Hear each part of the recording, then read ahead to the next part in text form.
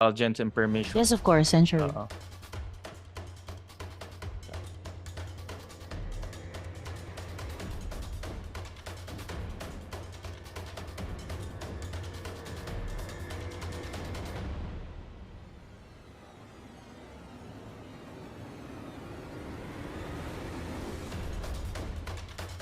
Yan. Yan. So lahat ho to. Lahat ng building na yan. The mall, the villa, the apartment buildings, the offices, pinatayo to lahat ng Baofu. Your Honor, before po ako nag-divest po, hindi pa po siya ganun karami po. So nung nung nag-divest nung 2022 before, no? Siya rin nagpatayo niyan. Ano yung mga nakatayo dito 2022 and before? Wala pa po yung mga villa po eh. Foundation pa lang po halos. Okay, correct. Pero meron ng mall, Wala pa po. meron ng apartment buildings, As I believe so po, baka may structure na po. meron ng offices. Obviously meron dahil andun Opo, si Hong Xiang, offices diba? po, sure Correct. po, meron po. Magkano ang inilabas ni Baofu para ipatayo lahat itong mga struktura? Your Honor, hindi ko na po alam kung magkano po nailabas po ni Baofu kasi But- yung sa akin po, lupa lang po. Yeah, but during your time, kasi 50% owner ka eh. Ah, Diba? You're supplied Opo. with the financial statements. You're supplied with the annual reports. So dapat alam mo kung magkano linalabas ng kumpanya, di ba? Opo, Your Honor, ang naging usapan lang po namin dyan, isa akin po yung lupa. Sila na po nagpatayo po. So hindi kayo hindi ko humingi ng annual reports or anything? Hindi na po, Your Honor. Okay, hindi magkano ang 'di ba may lessor lessee relationship? Magkano ang upa? Your Honor, bago po, after ko po nag-divest po, hindi ko na po Yeah, alam. before. Before po, Your Honor, hindi ko rin po alam po.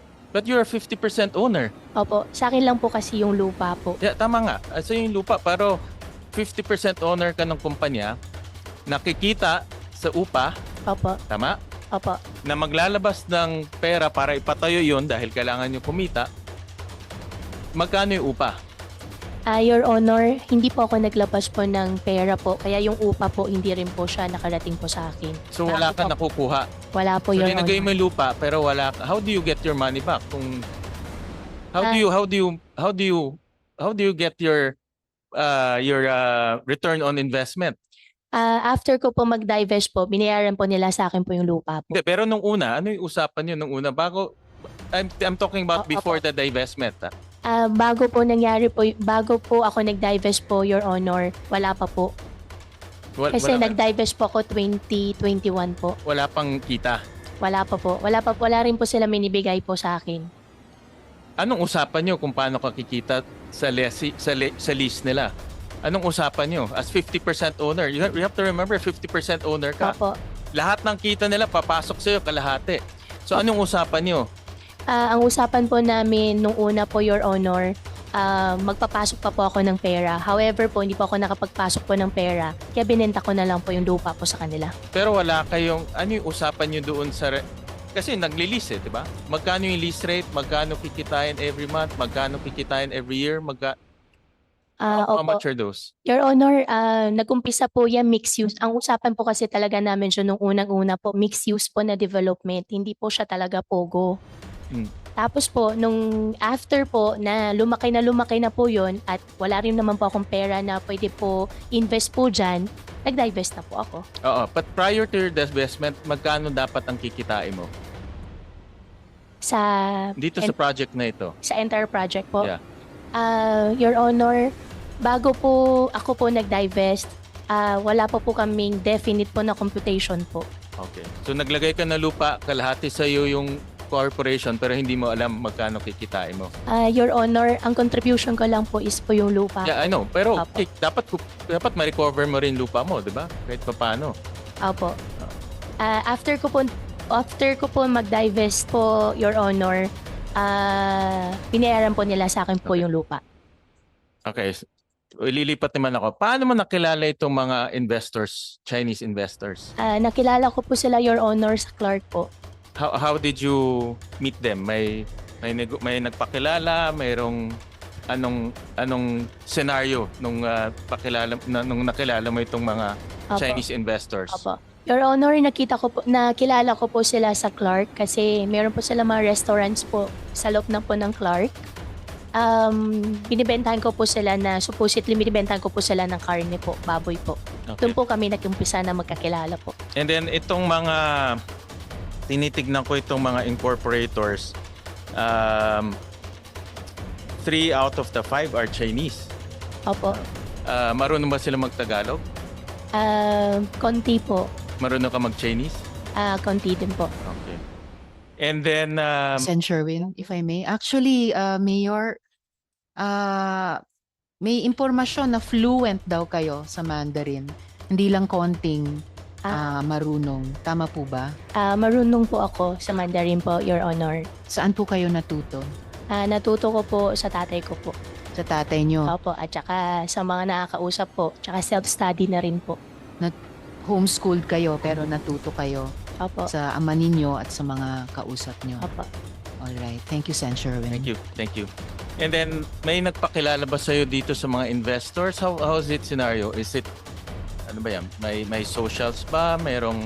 Sino nagpakilala sa iyo dito sa mga investors? Your Honor, nakilala ko po sila sa restaurants din po nila. Tapos po, binibentahan ko po sila ng baboy po. Kasi yun po yung negosyo ko po. Tapos doon na po nag-umpisa po, Your Honor. Okay, doon na nag-umpisa. Opo. And then I think yung advantage mo is you can communicate with them. Yes po, isa I would na po assume. yun. Oo, isa. Opo. Okay. And then, how did you meet itong si Huang Jiyang? Siya po yung may-ari po ng restaurant po. Siya yung may-ari ng restaurant. Opo. Can we flash yung last slide? Last slide ng PAOK. Can we flash to muna? Itong incorporation papers.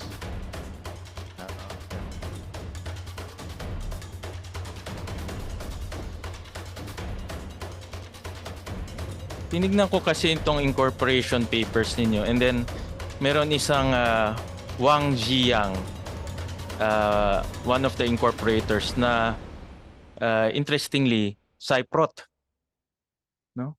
From Cyprus, no? Hindi, yung incorporation papers kanina. No, so na-curious ako kasi Chinese sounding name pero Cyprot yung kanyang nationality. No? Saan ba yun? There. Yan. So one of your partners is Huang Jiyang, na Cyprot yung kanyang nationality. And I saw kanina in the presentation ng PAOK, si Huang Jiyang is a fugitive.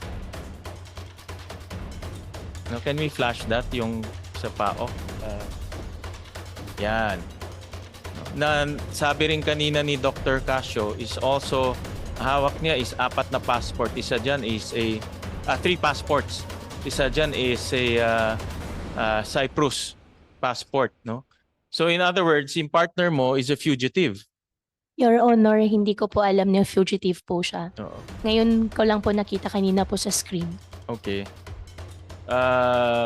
But this puts you in direct link and direct business, doing business with the fugitive. Your Honor, hindi ko po alam na fugitive po siya. Okay. And then kanina, sinabi mo na Baofu yung may-ari, nagpatayo lahat. And then we looked at the financial statements of Baofu. Can you flash this? Here ba tayo?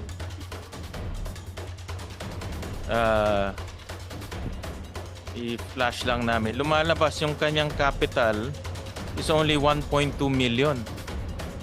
No? Ang asset niya is only, I'll flash it, no? But I'll dictate it for now. 1.2 million in asset, 0 liabilities, 1.2 in equity. So paano siya nagpatayo ng ganong kalaking building na ang equity niya is only 1.2 million? Your Honor, hindi ko po alam. But you own 50%. Dun sa lupa po, yun po yung usapan po namin, Your Honor. Na joint venture po, sa akin lang po yung lupa. And then ang sales niya, ano yung sales?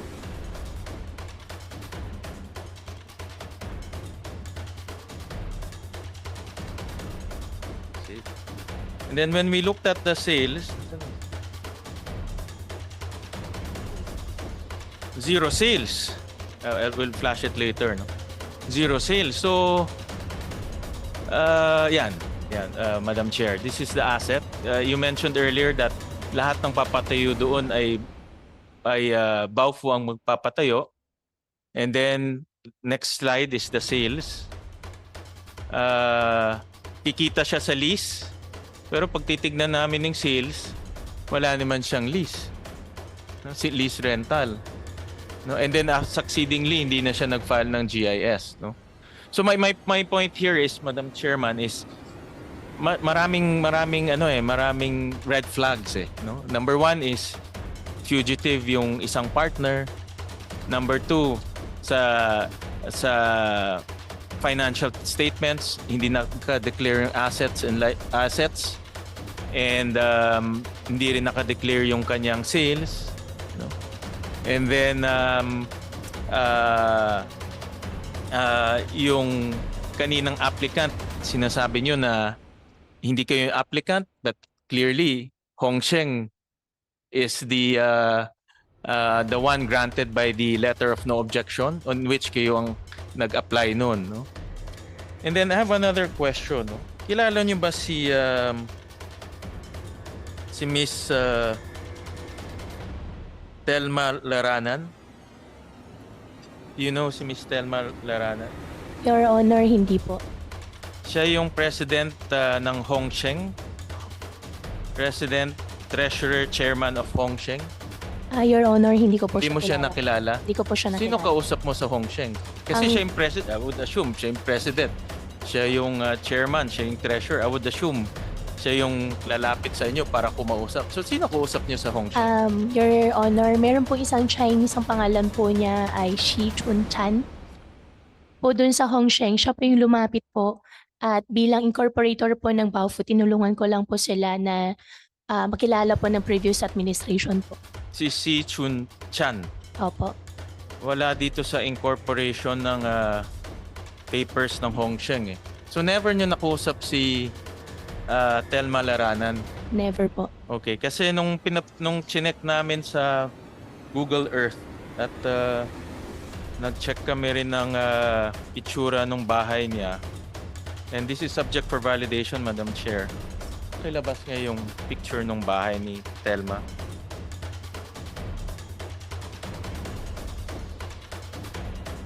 Ang registered address ni Telma is in number 128 Purok 2, Castillo, Concepcion, Tarlac.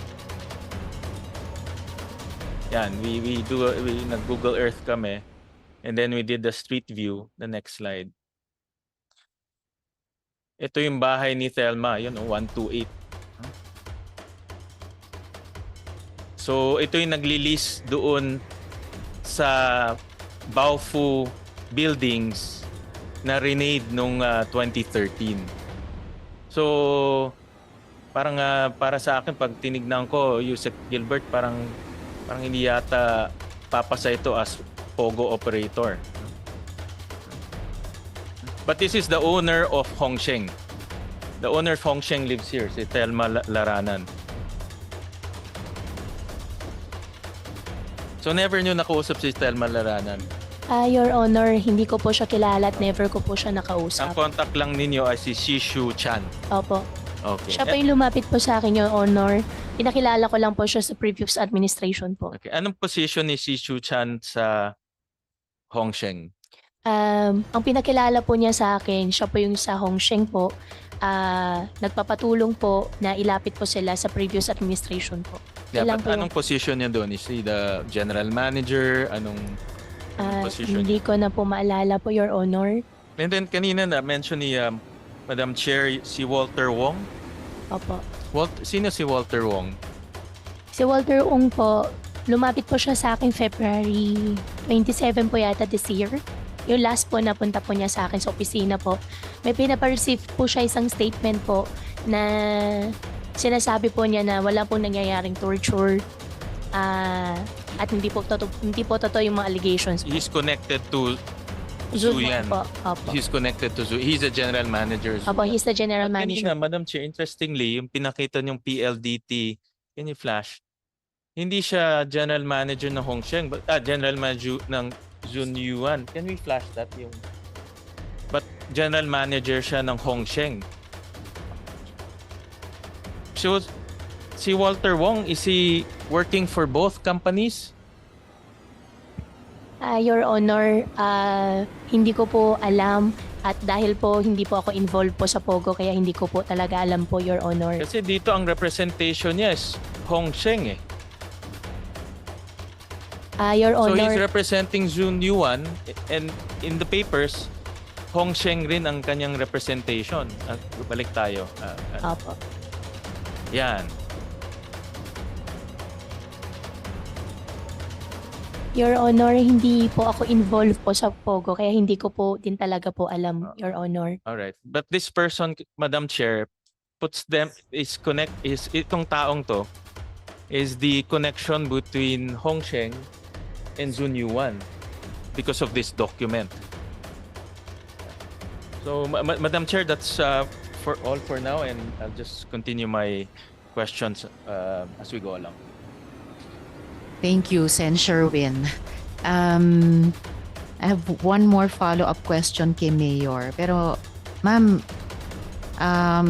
napapansin nyo naman na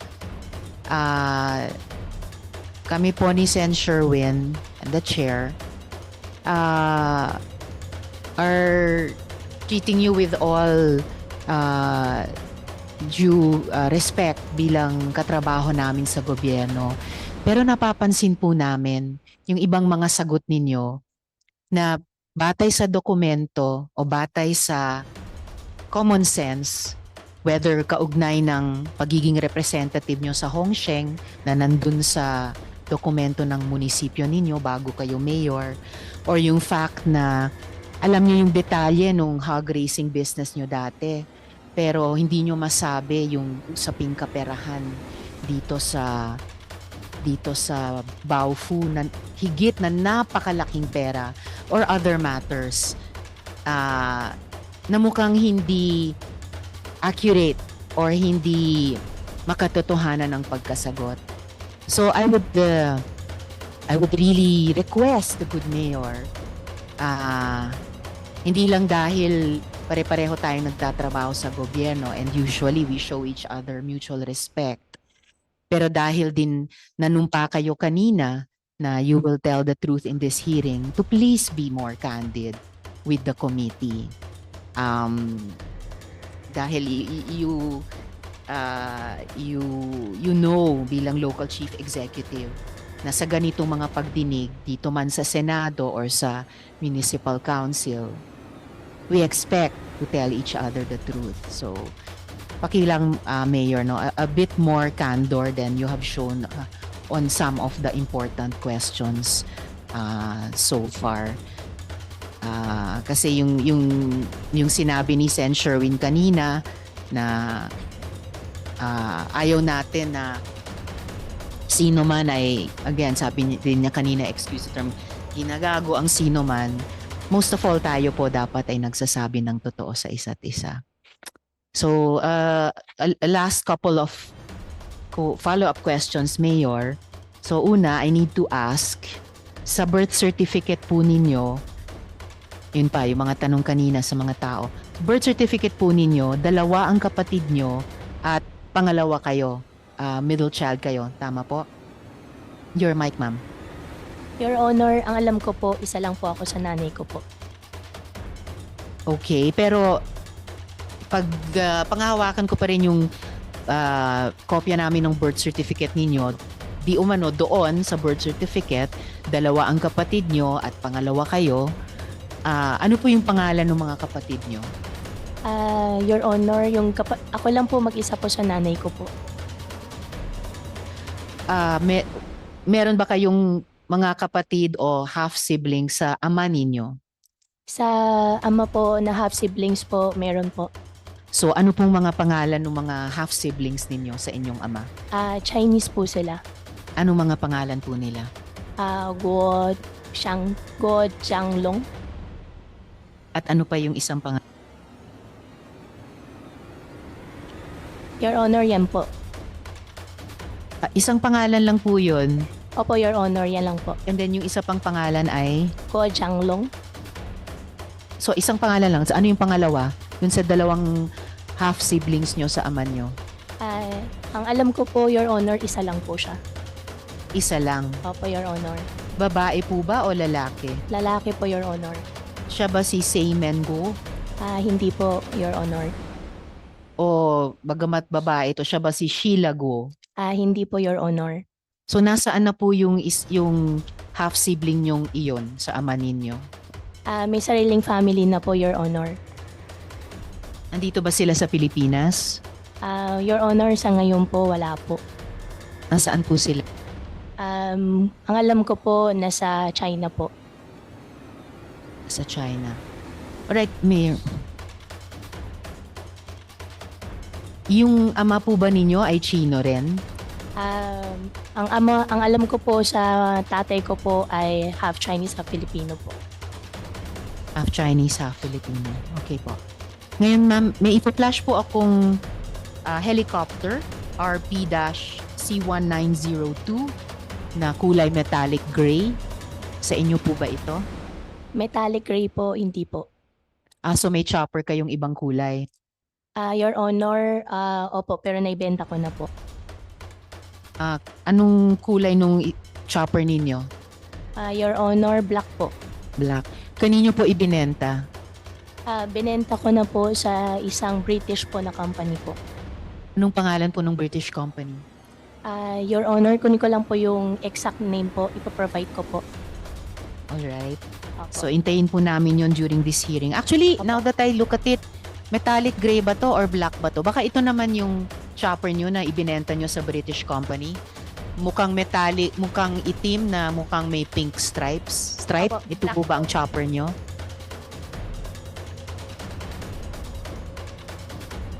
Your Honor, black po siya. Yes. Itong photo ay pwedeng magmukhang black din. Ito ba ang chopper nyo? Kung itim ito tapos may pink stripe, ito ba yung chopper nyo dati? Opo, Your Honor, yan po yung chopper ko po dati.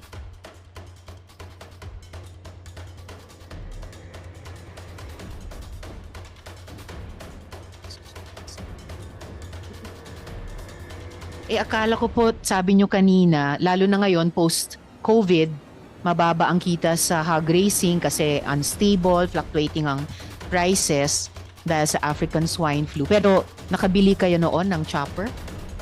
Opo, Your Honor, before pandemic po. So, anong taon nyo ibinili yung dati nyong chopper? Kung maalala ko po, Your Honor, bago po 2018 po. So, mga 2017. Baka mga 2018, 2019 po. Double check ko po sa record ko po dati po, Your Honor. Salamat. At kailan nyo binenta sa British company? Recently lang po. Anong taon po? This year po. 2024. Opo. Alright, salamat. So, dako naman po tayo sa mga tanong para sa PAGCOR.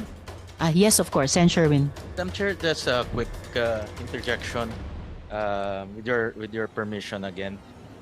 Just want to ask Mayor Alice, may negosyo kayo sa Valenzuela?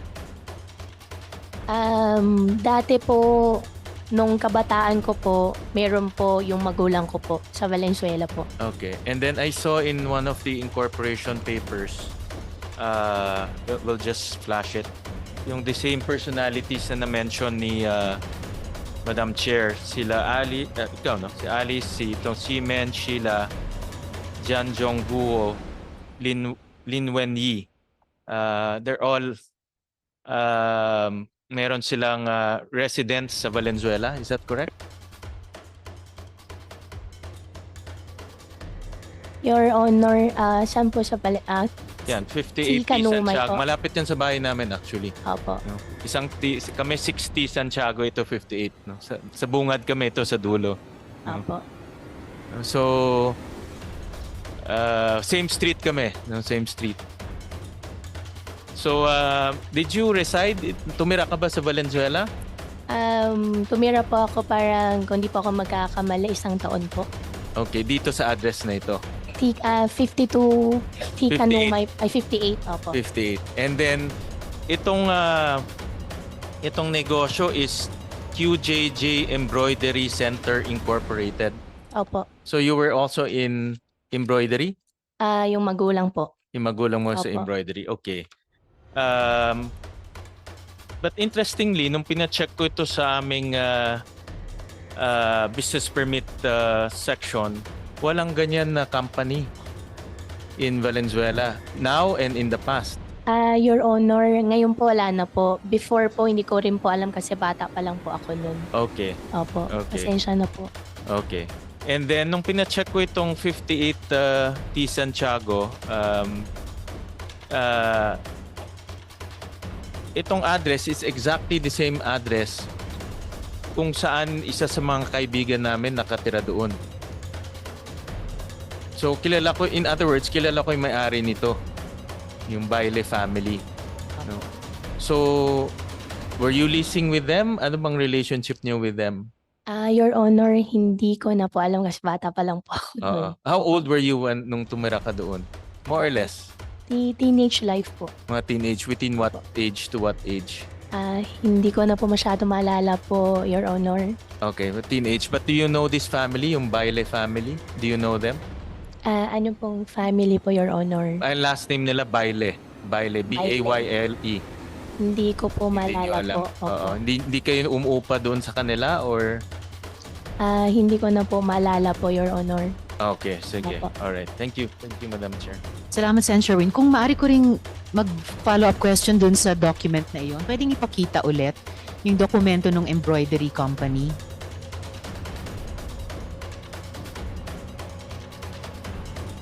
Salamat. Ayan, Mayor. Di tulad sa pinakita ko po kaninang GIS na nandun sina Seymen Go at Sheila Go na may middle initial na L.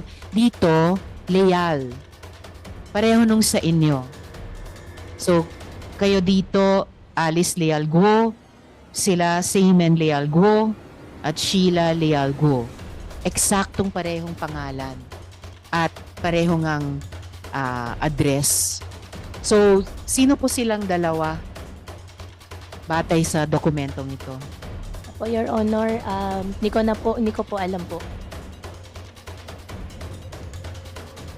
Just saying, Mayor, mukhang hindi nyo po pinagbibigyan yung hiling ng chair kanina. Sino naman yung Jan Zhongguo? Siya ba yung binanggit ninyo kaninang sabi nyo nag-iisang kapatid nyo, half-sibling sa ama? Hindi po. Sino po siya? Yan po yung Chinese name po ng tatay ko po. Sila yon. Opo. Sila yung ama nyo. Si Opo. Jan Zhongguo. Opo.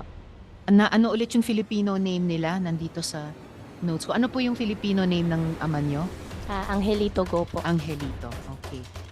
So, dun sa isang ipinakita ko pang dokumento kanina, kaugnay yung GIS ng meat shop. So, yung Jan Zhongguo doon ay ama nyo.